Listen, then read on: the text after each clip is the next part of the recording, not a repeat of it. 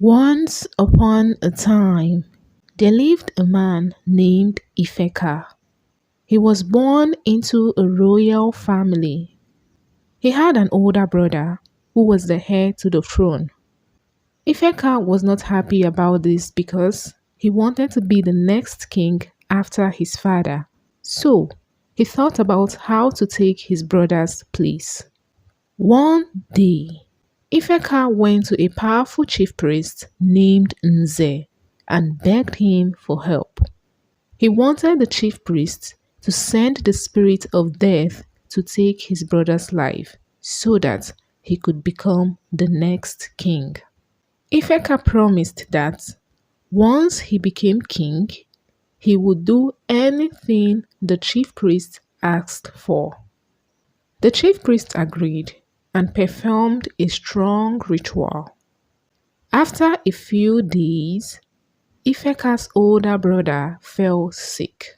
No medicine could cure him. His body became weak and soon he died. Since the first son was dead, Ifeka became the new heir to the throne. He pretended to be a good son, waiting for the day his father would die. Many weeks later, his father passed away and Ifeka was crowned as the new ruler of the kingdom. One day, the chief priest, Nze, saw a very young girl. Her name was Ijoma. She was the daughter of late Wankwo, a farmer who had died while his wife, Obianuju, was carrying Ijoma in her womb. Nze was so amazed at how she had grown and how obvious Ijoma's curves had become. He watched her waist as she walked, feeling amazed at how a little girl that was born a few years back had grown so fast and was making him lust after her. He smiled lustfully and decided that he would go to her mother to ask for her hand in marriage. Early the next morning, Nze carried many gifts and confidently went to Obianuju's hut, believing she would accept his request with joy.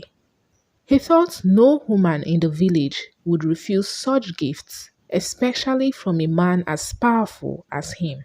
When he reached Obianuju's hut, he placed the gifts on the ground and told her that he wanted to marry her daughter, Ijoma. He had expected her to be happy and to agree without thinking twice, but instead, Obianuju's face changed. She looked at him with anger and disgust. She told him to leave her hut at once. She called him a greedy old man who was never satisfied, even though he already had 12 wives.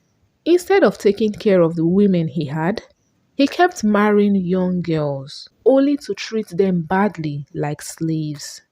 Her words made Nze very angry, and his heart burned with rage. Obianuju added that, as long as she was alive, she would never allow him to take her daughter as his wife. Nze, filled with anger, turned and walked away. But in his heart, he made a promise that he would not let Obianuju go unpunished. She would regret for ever insulting him. Nze went to see King Ifeka to ask for a favor. King Ifeka was happy to see Nze because he remembered how Nze helped him become king. If not for Nze, he would not be sitting on the throne. When Nze told the king that he needed a favor from him, the king smiled and told him that he would do anything he asked. He wanted to repay Nze for helping him become king. Nze told the king that he wanted Ijoma, the only child of late Mazi Wankwo, to be buried alive in secret, and he wanted her mother, Obianuju, to watch as her only child was put into the ground and covered with sand.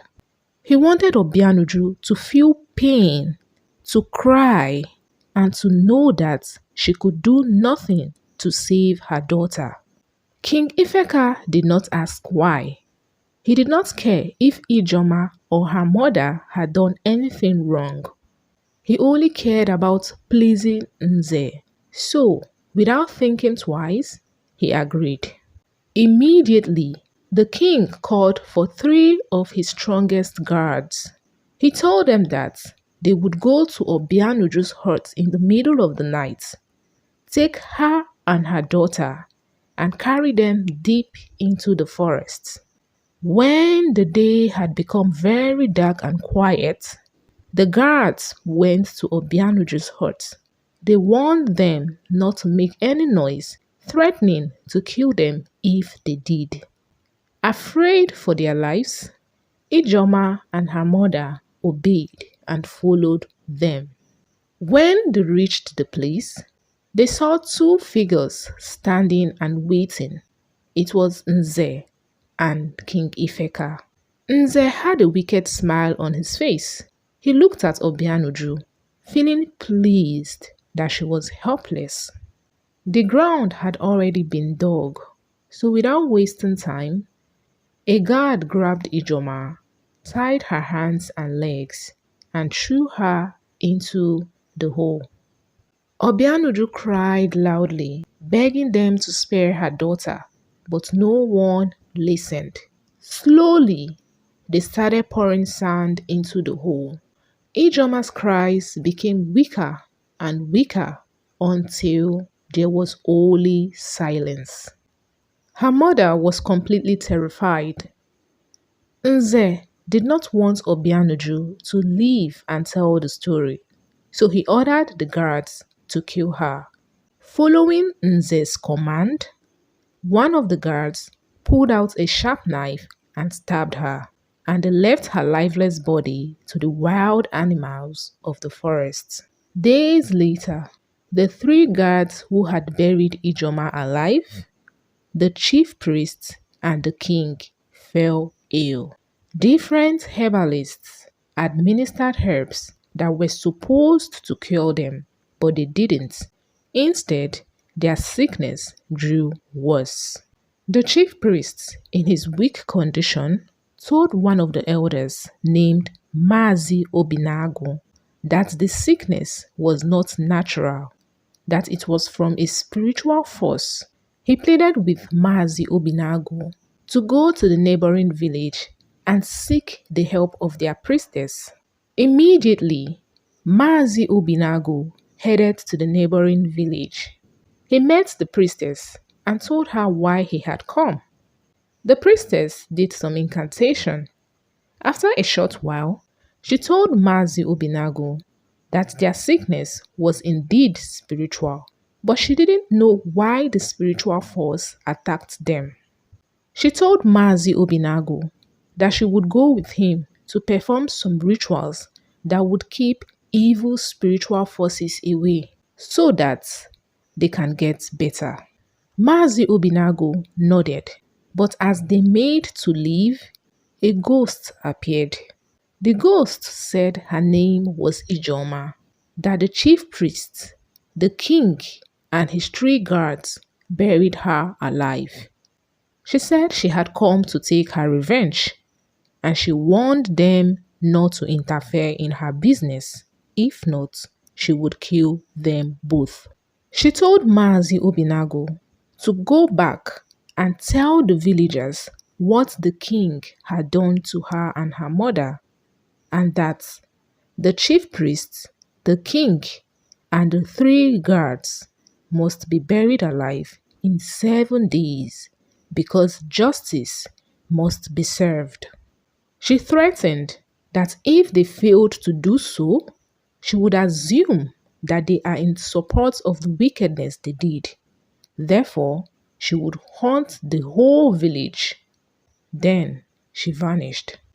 Mazi Obinagu, completely terrified, looked at the priestess for her to say something. The priestess shook her head sadly and told Mazi Obinagu that he must do as Ijoma had instructed because justice must be served. Mazi Obinagu, together with the priestess, went to the village and told the villagers what the chief priest, the king, and the three guards had done to Ijoma and her mother, Obianuju. The villagers were in shock and they felt so much pity for the wickedness done to the poor widow and her only child. They supported that the chief priest, the king, and the three guards should be buried alive for such wickedness. So, in 7 days, the chief priest, the king, and his three guards were buried alive.